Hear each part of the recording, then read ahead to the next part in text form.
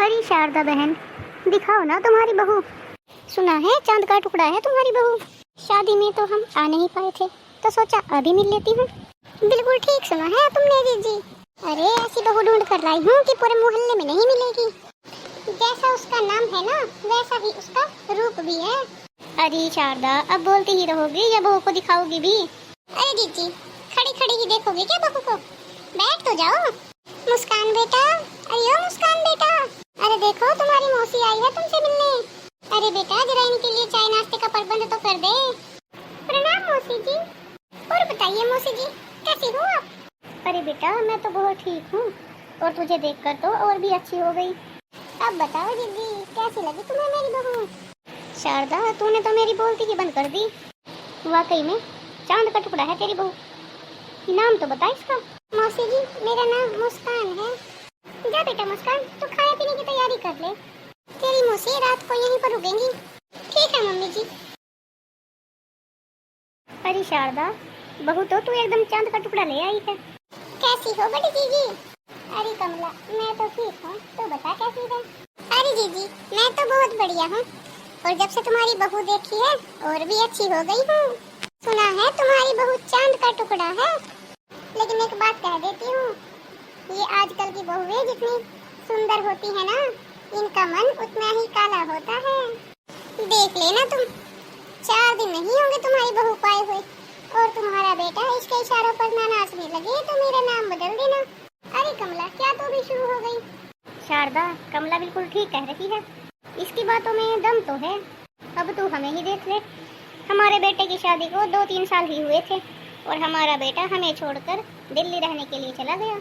वो कहते हैं ना कि शादी के बाद तो बेटा जोरू का गुलाम बन जाता है। अरे तुम सब क्या कह रही हो? मेरी बहू ऐसी नहीं है।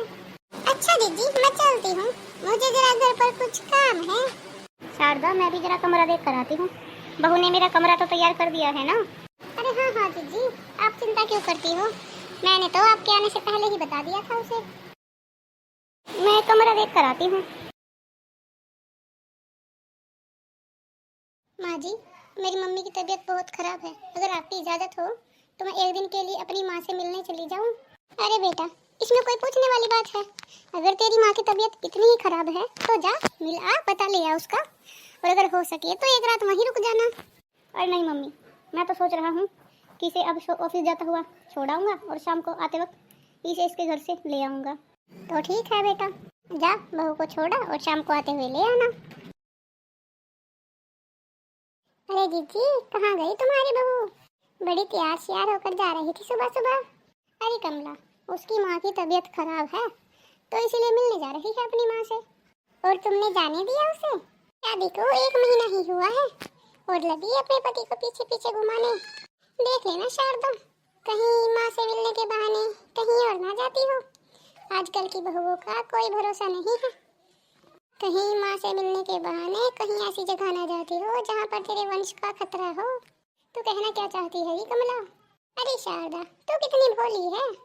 आजकल के लड़के लड़कियाँ शादी के बाद 1-1.5 साल तक अपने आप को बहुत प्रोटेक्ट करते हैं। समझ रही है ना तुम्हें क्या कहना चाहती हूँ? अरे कमला, ऐसे बौखला मत, जो कहना है साफ साफ बोल। आप साफ सुनना चाहती हो तो सुनो। अभी हमारे पड़ोस की बहू जो आई थी ना, नई नवेली, वो भी अभी 2 महीने की सफाई करवा कर आई है। ये क्या कह रही हो तुम? हे राम, कहीं मेरी बहू भी तो नहीं, मेरी बहू ऐसा नहीं कर सकती। आने दो, आते ही पूछूंगी उससे कि वो कहाँ गई थी।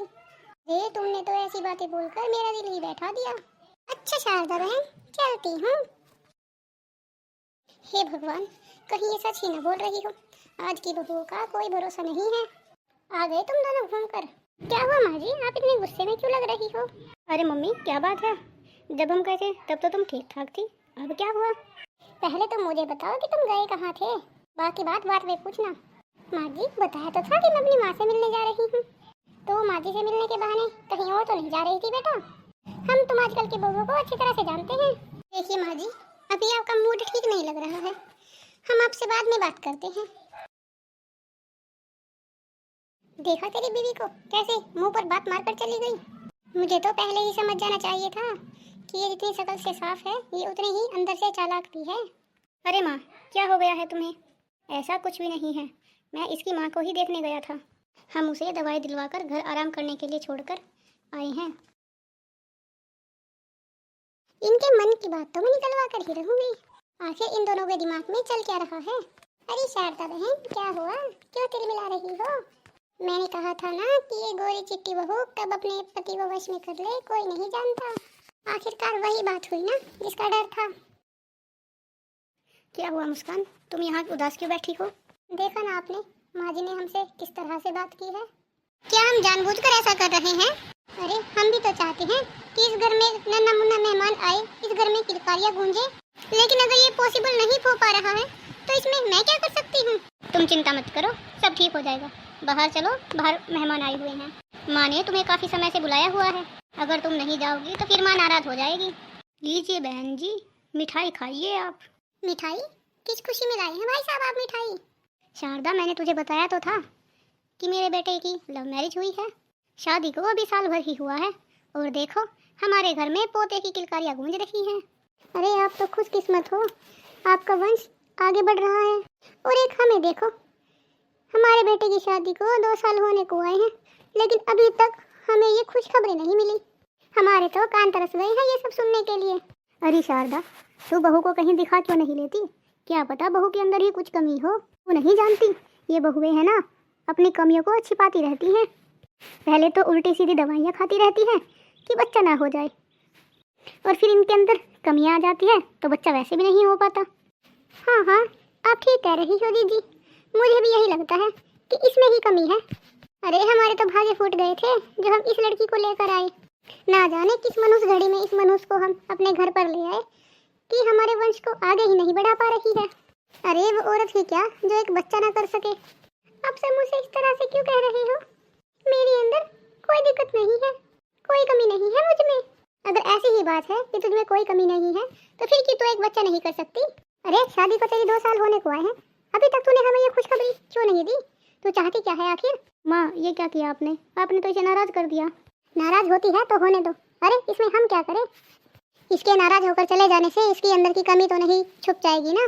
अरे वो औरत ही क्या है जो तुम्हें एक बाप का सुख ना दे सके?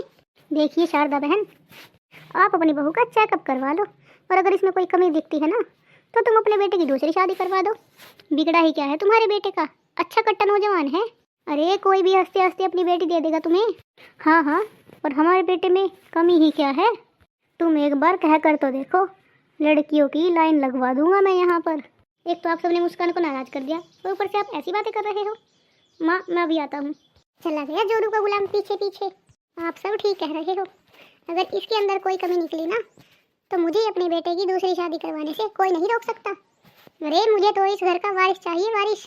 मुझे भी तो अपना वंश आगे बढ़ाना है। मुस्कान, मेरी फाइल कहाँ रखी है? मुझे ऑफिस के लिए देर हो रही है। आपकी फाइल वहीं बेड के पास रखी हुई है। ठीक है, मैं ढूंढ लेता हूँ, लेकिन तुम आते हुए 1 कप चाय जरूर ले आना मेरे लिए। हाँ हाँ, अभी लेकर आती हूँ। ये यही तो बता रही थी, पता नहीं कहाँ रख देती है ये भी। अरे ये रिपोर्ट्स, ये पेपर, ये यहाँ कैसे आए? ये रिपोर्ट्स तो डॉक्टर गुप्ता के पास थी। ये लीजिए आपकी चाय। मुस्कान, मुझे माफ़ कर दो, मैं तुम्हें कुछ बताना चाहता हूँ। कहिए ना, क्या बात है? पहले मुझे तुम ये बताओ कि तुम्हें ये रिपोर्ट्स कहाँ से मिली?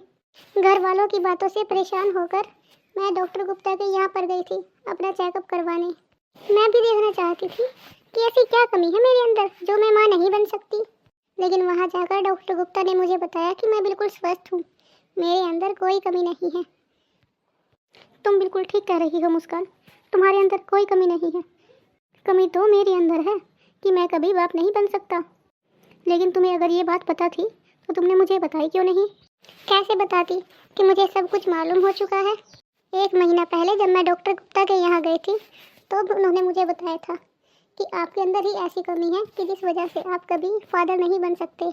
मुझे माफ़ कर दो मुस्कान, मैं अपनी कमी जानते हुए भी हर बार सारी गलतियों को तुम पर ही थोपता आया हूँ। मैं जानता था कि मैं कभी बाप नहीं बन सकता, लेकिन फिर भी घर वालों के सामने मैंने तुम्हें ही नीचा दिखाया है। कोई बात नहीं, घर वालों का क्या है? अरे माँ बाप तो हम नहीं बन सकते ना, तो इसमें उनकी क्या गलती है? वो सब तो यही चाहते हैं ना कि इस परिवार का वंश आगे बढ़े। और अगर मैं घर वालों के सामने आपकी कमी बता देती तो आपके घर वालों पर क्या बीत पड़ती?